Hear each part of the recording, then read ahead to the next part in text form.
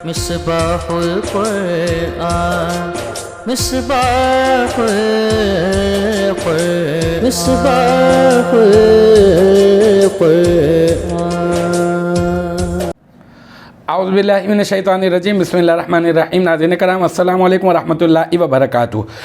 جیسا کہ آپ کو معلوم ہے کہ ہم لوگ پڑھ رہے ہیں قافیہ، اور قافیہ جو علم نحو کے اوپر مشہور و معروف کتاب ہے، اور اس میں جو ہے وہ ہم لوگ اب تک جو بحث کر چکے ہیں وہ معرب کے بارے میں۔ ابھی جو تازہ جو ہم لوگوں نے بحث ختم کی ہے وہ یہ ہے کہ معرب کے بارے میں جو ایک تقسیم تھی منصرف اور غیر منصرف کے اعتبار سے، وہ تقسیم ہم نے اس کو اختتام پذیر کر دیا ہے۔ آج کی جو ہماری عبارت ہے وہ ہے مرفوعات کے متعلق۔ یہاں سے جو ہے نا وہ سلسلہ جو ہے وہ شروع ہو رہا ہے، اور جو ہے نا یہاں پر معرب کی ایک اور تقسیم جو ہے نا وہ ہم کرنے لگے، اور معرب کی وہ جو تقسیم ہم لوگ کرنے لگے ہیں وہ اعراب کے اعتبار سے ہے، اور وہ جو ہے وہ اس طرح سے کہ اس کے جو ہے نا پھر تین قسمیں ہیں: مرفوع، منصوب اور مجرور۔ ٹھیک ہے، میں عبارت پڑھتا ہوں، پھر اس کے اوپر انشاءاللہ تعالی مزید ہم لوگ جو ہے وہ روشنی ڈالتے ہیں۔ دیکھیں آج کی جو ہماری عبارت ہے وہ ہے المرفوعات ہوا مشتمل علی علم الفاعل یتی۔ ٹھیک ہے، اچھا یہ ہماری عبارت ہے۔ یہ میں آپ کو بتا چکا کہ منصرف اور غیر منصرف کی جو تقسیم تھی، معرب کی جو قسم کی جو تقسیم تھی وہ الحمدللہ ہم لوگوں نے اختتام پذیر کر لی ہے۔ اب معرب کی ایک اور قسم ہے جو اعراب کے اعتبار سے ہے۔ اس کی تین قسمیں ہیں، ایک تو مرفوع اور ایک تو منصوب اور ایک تو مجرور۔ اب یہاں سے جو ہے اس عبارت سے جو ہے وہی سلسلہ جو ہے وہ ہم لوگ شروع کر رہے ہیں۔ یہ بھی یاد رکھ لیں کہ یہاں سے جو ہے وہ عبارت کا سلسلہ شروع کر رہے ہیں، اور ہمارا جو ہے وہ حسب طریقہ یہی جو ہے وہ ہمارا ضابطہ رہے گا کہ ہم لوگ جو ہے وہ اسی طرح سے کرتے رہیں گے کہ ہم جو ہے وہ عبارت پڑھیں گے، اور عبارت میں پھر جزءاً مطلب ایک جز کا فردن ہے نا، جو ہے ہم لوگ انشاءاللہ تعالی اس کے اوپر ہم لوگ روشنی ڈالتے رہیں گے۔ تو پہلے اجتماعاً بھی، اس کے بعد آخر میں اجتماعاً بھی تشریح اور توضیح اور مفہوم میں انشاءاللہ تعالی آپ کے گوش گزار جو ہے وہ آسان ترین کر کے انشاءاللہ تعالی سمجھانے کی کوشش کروں گا، لیکن یہ کہ ہم لوگ فردن بھی اس کے اوپر جو ہے وہ ہم لوگ کریں گے۔ تو مرفوع، منصوب اور مجرور تین جو ہے نا اس اعتبار سے معرب کی اعراب کے اعتبار سے تین تقسیم کی جاتی ہیں۔ تو اس میں جو ہے مرفوع ہے، منصوب ہے اور مجرور ہے، اور جو مرفوع ہے نا اس سے ہم لوگ آغاز کر رہے ہیں، جیسا کہ اس عبارت میں ذکر کیا کہ المرفوعات علی علم الفاعل یتی۔ تو مرفوع ایک سوال پیدا ہو سکتا ہے کہ تین اگر معرب کی اعراب کے اعتبار سے تین تقسیم ہے نا، تو وہ ہے مرفوع، منصوب، مجرور۔ تو یہاں پر جو ہے مرفوع سے ہی آغاز کیوں کیا، منصوب سے آغاز کیوں نہیں کیا اور مجرور سے آغاز کیوں نہیں کیا؟ تو اس کا جواب یہ ہوگا کہ اصل میں مرفوع جو ہے وہ کلام میں عمدہ ہوتا ہے، اور عمدہ ہونے کی وجہ سے جو ہے، اور یہ کیونکہ یہ مسند الیہ واقع ہوتا ہے، اسی وجہ سے ہم نے جو ہے وہ اس کی تقسیم پہلے ہی سب سے پہلے نمبر پہ ہم نے اس کو ہی رکھا ہے، اور اس کی اقسام کے اوپر بھی انشاءاللہ تعالی ہم لوگ جو ہے وہ بات کریں گے۔ اب باقاعدہ طور پہ ہم لوگ عبارت کے اوپر آ جاتے ہیں۔ المرفوعات ہوا مشتمل علی علم الفاعل یتی۔ یہ المرفوعات، اس کا ترجمہ کر رہا ہوں، یہ مرفوعات کی بحث ہے۔ یہ مرفوعات وہ ہیں جو مشتمل ہوں فاعل ہونے کی علامت پر، جو فاعل ہونے کی علامت پر مشتمل ہو انہیں کہتے ہیں مرفوعات۔ ٹھیک ہے، اچھا اب جو ہے وہ یہ کہا مصنف نے کہ جو فاعل ہونے کی علامت پر مشتمل ہوں انہیں مرفوعات کہتے ہیں۔ اب یہ بھی تو معلوم ہونا چاہیے نا کہ بھی فاعل ہونے کی علامات کیا ہیں۔ تو یہ یاد رکھ لیں کہ فاعل ہونے کی جو علامات ہیں وہ تین ہیں، ٹھیک ہے نا۔ فاعل کی تین جز ہیں، تو اس کے جو ہے نا ضمہ، ٹھیک ہے، یہ فاعل ہونے کی علامت ہے۔ واو، یہ فاعل ہونے کی علامت ہے، علم الفاعلیتی کا انا، اور الف یہ فاعل ہونے کی علامت ہے۔ آپ کہیں گے ضمہ کیسے؟ تو آپ نے زیدن پڑھا، زیدن کے اوپر یہ آخر کے اندر دو پیش ہیں، یہ ضمہ ہے، یہ فاعل ہونے کی علامت ہے۔ واو مسلمون، یہ جمع مذکر سالم ہے، اس میں جو واو ہے وہ کیا ہے، وہ فاعل ہونے کی علامت ہے۔ اسی طرح سے الف، مسلمانی میں الف، ٹھیک ہے، یہ بھی فاعل ہونے کی علامت ہے۔ اب یہ بھی یاد رکھ لیجئے گا کہ یہاں پر کہا مصنف نے کہ مرفوعات وہ ہیں جو فاعل ہونے کی علامت پر مشتمل ہوں۔ اچھا، اب وہ جو علامت ہو، وہ جو اعراب ہوں، وہ چاہے لفظی اعراب ہوں، چاہے وہ تقدیری اعراب ہوں، چاہے وہ محلی اعراب ہوں، لفظاً ہوں، تقدیراً ہوں یا محلاً۔ لفظاً کی مثال میں آپ کو دے دیتا ہوں، جیسے جاءنی زیدن، یہاں پہ دیکھیں زیدن جو مثال ہے، اس میں جو ہے وہ کیا اعراب جو ہے وہ لفظی طور پہ یہاں پہ اعراب جاری ہوئے۔ پھر تقدیری کی مثال بہت مشہور و معروف، جاءنی موسیٰ، یہاں پہ جو موسیٰ ہے اس کے اوپر تقدیری اعراب جاری ہوئے ہیں۔ اسی طریقے سے محلی اعراب کی اگر بات کریں تو جاءنی ھذا، تو یہاں پر یہ جو ھذا ہے اس کے اوپر محلاً جو ہے وہ اعراب جاری ہوئے ہیں۔ تو اب دوبارہ سے اسی عبارت کو پڑھ کر دوبارہ سے ایک مرتبہ ترجمہ کر کے میں آپ کو جو ہے وہ تطبیق کر کے بتاتا ہوں اب تک کی باتوں کی، پھر آگے چلتے ہیں۔ وہ یہ کہ المرفوعات علی ہوا مشتمل علی علم الفاعلیت، مرفوعات کیا ہوتے ہیں؟ مرفوعات وہ ہوتے ہیں جو فاعل ہونے کی علامت پر جو ہے وہ مشتمل ہوں، وہ ہوتے ہیں۔ تو اب اس طرح سے چاہے وہ اعراب لفظی ہوں، چاہے وہ تقدیری ہوں، چاہے وہ محلی ہوں، ٹھیک ہے۔ اور یہ جو فاعل ہونے کی علامت ہیں وہ تین ہیں، ضمہ، واو اور الف۔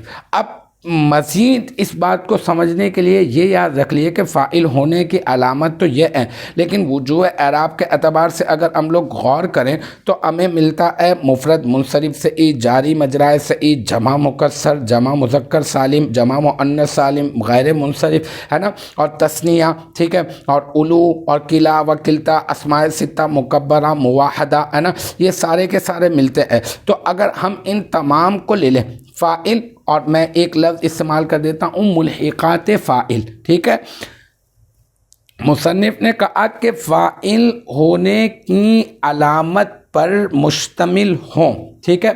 اب فاعل ہونے کی علامت پر مشتمل ہوں یا پھر ملحقات فاعل ہونے کی علامت پر جو ہے وہ مشتمل ہوں۔ اب یہاں پر یہ وجوہ اعراب کے اعتبار سے جو اس میں معرب کی جو تقسیم کی جاتی ہے نا، اگر ہم لوگ اس کو دیکھ لیں تو ہم اس کو اس طرح سے بھی سمجھ سکتے ہیں کہ کس اسم کے اندر جو ہے وہ کون سی فاعل ہونے کی علامت ہے۔ تو جمع مؤنث سالم، اس کی مثال ہے مسلمات، جمع مکسر، اس کی مثال ہے رجال، غیر منصرف، اس کی مثال ہے زید، ٹھیک ہے۔ تو یہاں پر جمع مؤنث سالم، جمع مکسر اور غیر منصرف کے اندر کیا ہوتا ہے؟ وہاں پر یہ ہوتا ہے کہ جو علامت ہوتی ہے وہ علامت ہے ضمہ، فاعل ہونے کی علامت پر مبنی ہوں۔ اس کے اوپر غور کرتے ہوئے میں بتا رہا ہوں آپ کو کہ یہاں پر جمع مؤنث سالم میں، جمع مکسر میں اور غیر منصرف میں جو فاعل ہونے کی علامت ہے وہ ہے ضمہ، ٹھیک ہے۔ اسی طرح سے تثنیہ میں اگر ہم لوگ بات کریں تو فاعل ہونے کی علامت کیا ہے؟ تثنیہ میں فاعل ہونے کی علامت ہے کیا؟ الف، جیسے مسلمانی۔ اگر ہم اسماء ستہ مکبرہ مواحدہ، ابن، فمن، امن، اخن، ہنن، ہے نا، اگر اس کی بات کریں اور جمع مذکر سالم کی بات کریں جیسے مسلمون، کہ اس میں فاعل ہونے کی علامت کیا ہے؟ تو اس میں فاعل ہونے کی علامت واو ہے، واو ما قبل مضموم، جیسے ابو کا، اخو کا، ہے نا، فمو کا۔ اور اسی طرح سے مسلمون، ہے نا، مکرمون۔ تو المختصر یہ کہ میں نے آپ کو یہ بھی بتا دیا وجوہ اعراب کے اعتبار سے غور کر کے کہ آپ جو ہے وہ اس طرح سے بھی اس کو یاد رکھ سکتے ہیں، بلکہ اس بات کو مزید اپنے ذہن کے اندر پختہ کر سکتے ہیں کہ ان میں فاعل ہونے کی علامات جو ہیں وہ یہ ہیں۔ اچھا، پھر ہم نے یہ کہا تھا کہ ہم لوگ ایک جز کے اوپر ہم لوگ کیا کریں گے؟ گفتگو کا سلسلہ جو ہے وہ ہم لوگ شروع کریں گے۔ ہماری عبارت ہے، دوبارہ سے اسکرین کو اوپر چلتی ہوئی نظر آ رہی ہوگی، ایک مرتبہ آپ اس عبارت کے اوپر بہت زیادہ اچھی طرح سے مزید جو ہے وہ اس کے اوپر غور و فکر کر لیں کہ المرفوعات ہوا مشتمل علی علم الفاعلیت، بار بار عبارت پڑھنے کا مطلب اور مقصد یہ ہوتا ہے، آپ کہیں گے بار بار پڑھی جا رہی ہے، بار بار پڑھنے کا مطلب اور مقصد یہی ہے تاکہ طلباء کے ذہن میں یہ عبارت جو ہے وہ اچھی طرح سے بیٹھ جائے، اور جب کسی چیز کے اوپر جب جو ہے وہ تکرار ہوتی ہے اور جب جرح ہوتی ہے اس کے اوپر، تو مطلب یہ کہ مطلب اس کے اوپر جو ہے وہ مختلف اینگل اور مختلف اعتبارات سے گفتگو کا جب سلسلہ ہوتا ہے تو یہ چیز بہت زیادہ مفید ثابت ہوتی ہے۔ تو اب ہم لوگ سلسلہ شروع کرنے لگے ہیں علامات یہ عبارت کے جز کے اوپر، عبارت کے ہر جز کے اوپر فرداً گفتگو کا سلسلہ۔ تو اس وجہ سے میں نے یہاں پر دوبارہ سے عبارت کو جو ہے وہ آپ کے سامنے رکھ دیا ہے، اور عبارت میں جو سب سے پہلا جو جز ہے وہ کیا ہے؟ المرفوعات، المرفوعات، ٹھیک ہے نا۔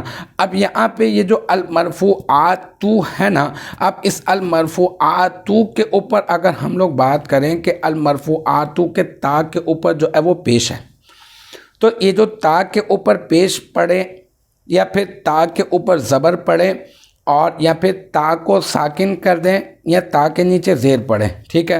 اب مختلف اعتبارات سے اس میں کئی وجوہ جو ہے وہ جائز ہیں۔ سب سے پہلا جو المرفوعات کے اعراب ہیں وہ ہم یہ کہیں گے کہ المرفوعات پڑھے آپ کہیں گے اچھا تو اب المرفوعات کیوں پڑھیں؟ تو المرفوعات اس وجہ سے بھی پڑھ سکتے ہیں ہم کہ اس کو ہم بنا دیں المرفوعات کو مبتدا۔ اچھا تو پھر اس کی خبر کہاں ہے؟ المرفوعات کو آپ مبتدا بنا دیں اور اس کی جو خبر ہے نا وہ آپ محذوف مان لیں، اور وہ جو محذوف مانیں گے خبر وہ ہوگا حاذی، اس میں اشارہ۔ تو اب عبارت جو ہے وہ تقدیر عبارت یوں ہو جائے گی المرفوعات حاذی۔ تو نمبر ایک آپ اس کے اوپر جو ہے وہ رفع پڑھ سکتے ہیں، حالت رفعی میں اس کو پڑھ سکتے ہیں، اس وجہ سے کیونکہ یہ مبتدا بنا رہے ہیں آپ، اور مبتدا جو ہے وہ حالت رفعی میں ہوتا ہے، اور مبتدا بنا رہے ہیں اور خبر جو ہے وہ آپ پہلی صورت میں آپ محذوف مان رہے ہیں۔ اگر دوسری صورت میں اگر ہم لوگ بات کریں تو آپ اس کو یوں بھی پڑھ سکتے ہیں کہ المرفوعات، ٹھیک ہے۔ لیکن اب المرفوعات آپ پڑھ رہے ہیں تو اب المرفوعات کیوں پڑھ رہے ہیں؟ اس وجہ سے پڑھ رہے ہیں کہ اب آپ اس کو خبر بنا رہے ہیں، اور خبر جو ہے وہ کیا ہوتی ہے؟ خبر ہوتی ہے حالت رفعی میں، جس طرح سے مبتدا مرفوع ہوتا ہے اور اس طرح سے یہ خبر بھی مرفوع ہوتی ہے۔ تو اب اگر ہم اس کو خبر بنا رہے ہیں تو پھر مبتدا کا مسئلہ کہ پھر مبتدا کہاں ہے؟ تو اب آپ پہلے آپ نے خبر کو محذوف مانا تھا حاذی، بس آپ اس حاذی ہی کو دوسری طرف لے کر چلے جائیں اور آپ حاذی کو مبتدا بنا دیں، اور اب مبتدا محذوف ہو جائے گا اور خبر جو ہے وہ آپ کے سامنے نظر آ رہی ہوگی۔ تو پہلی صورت میں آپ نے کیا کرنا ہے؟ آپ نے اس کو مرفوعات پڑھنا ہے لیکن مبتدا ہونے کی بنا پر اور خبر کو محذوف ماننا ہے، اور دوسری صورت میں آپ نے اس کو المرفوعات ہی پڑھنا ہے اور آپ نے اس کو لیکن خبر ہونے کی بنا پر پڑھنا ہے، اور آپ نے جو ہے وہ اس کی جو ہے وہ مبتدا کو محذوف ماننا ہے، ٹھیک ہے۔ کبھی حاذی کو آپ خبر کو بنا کر محذوف مان لیں، کبھی حاذی کو مبتدا بنا کر محذوف مان لیں، تو یہ ہو گئی دو صورتیں۔ اب چلتے ہیں المرفوعات کے اعراب۔ المرفوعات پڑھنے کی تیسری وجہ، ابھی بھی المرفوعات رہیں لیکن اب کس بنا پر المرفوعات پڑھنا؟ تو میرا جواب یہ ہوگا کہ اب اس وجہ سے المرفوعات پڑھیں گے کہ اب ہم اس کو بنائیں گے مبتدا، ٹھیک ہے جناب۔ مبتدا تو آپ نے پہلے بھی بنایا تھا، ہاں، تو اب پہلے جو مبتدا بنایا تھا اور اب جو مبتدا بنا رہے اس میں فرق ہے۔ پہلے جو مبتدا بنایا تھا وہاں پر ہم نے کیا کیا تھا؟ خبر کو محذوف مانا تھا، لیکن اب جو مبتدا بنا رہے ہیں اب ہم خبر کو محذوف نہیں مان رہے، بلکہ اگر پوری عبارت دیکھیں آپ، پوری عبارت ہے المرفوعات ہوا مشتمل علی علم الفاعلیت، تو اب آپ اس عبارت میں المرفوعات کو مبتدا بنا دیں اور ہوا مشتمل علی علم الفاعلیت کی ترکیب کرنے کے بعد آپ اس کو بنا دیں کیا؟ خبر بنا دیں، ٹھیک ہے۔ اچھا پھر اس کے بعد مطلب اب جو تیسری صورت ہے آپ نے ابھی مبتدا بنایا اور مبتدا کی بنا پر آپ نے اس کو کیا پڑھا ہے، حالت رفعی میں مرفوع پڑھا ہے آپ نے اس کو، لیکن اب آپ نے خبر کو معذوف نہیں مانا بلکہ آگے کی جو پوری کی پوری عبارت ہے آپ نے اس کو ہی خبر بنا دیا ہے۔ اچھا ایک اور صورت ہے، اور وہ صورت یہ ہے کہ آپ اس کو جو ہے نہ مرفوعاتو پڑھیں، نہ مرفوعاتھا پڑھیں اور نہ مرفوعاتی پڑھیں، پھر کیا پڑھیں، آپ جو ہے اس کو ساکن کر دیں، ٹھیک ہے۔ جیسے اسماء معدودہ کی طرح یہ مبنی بر سکون ہو جائے گا، اور اس وقت ما قبل اور ما بعد کے درمیان یہ جو ہے المرفوعات یہ کلمہ فصل کہلائے گا، اور اس کے اعراب کے بارے میں ہم یوں کہہ سکتے ہیں کہ لا محل لہا من الاعرابی، یعنی یہاں پر کوئی بھی اعراب جو ہے وہ جاری نہیں ہوگا، بس المرفوعات، ایسا آپ اس کو کہہ کر آپ جو ہے وہ چھوڑ دیں، ٹھیک ہے۔ پھر اب آگے چلتے ہیں، مطلب یہ کہ ہم نے اس کے اعراب کے اعتبار سے کہ اس کو المرفوعاتو کو کیا پڑھیں، کیا اعراب پڑھیں اور اس کی کیا وجہ ہے، پھر اس کے بعد جو ہے ہم لوگ آگے اس کے اوپر گفتگو کریں گے انشاءاللہ تعالی۔ المرفوعات آگے کی گفتگو میں ابھی بتا دیتا ہوں، جو ہے وہ ویڈیو لمبی ہو جائے گی تو ہم لوگ اس کو آگے کی طرف اسکپ کر دیتے ہیں، لیکن میں بتا دیتا ہوں کہ آگے ہم لوگ کیا کرنے والے ہیں۔ المرفوعاتو یا تو مرفوعن کی جمع ہوگی یا تو مرفوعاتن کی جمع ہوگی، تو یہ کس کی جمع ہے، مرفوعن کی جمع ہے یا پھر مرفوعاتن کی، تو اس کا فیصلہ انشاءاللہ تعالی ہم لوگ اگلے کلپ کے اندر کریں گے۔ ویڈیو کے بہت زیادہ طوالت کی وجہ سے جو ہے وہ ابھی فی الحال ہم یہیں پر اس کو اختتام پذیر کرتے ہیں۔ مجھے امید ہے یہاں تک کی جو بات ہے وہ آپ کی سمجھ میں آ گئی ہوگی انشاءاللہ تبارک و تعالی۔ نیکسٹ ٹائم اگلی ویڈیو اگلی کلاس کے ساتھ ملاقات ہوگی، جب تک آپ اپنا بہت خیال رکھیے گا۔ وآخر دعوانا ان الحمد للہ رب العالمین۔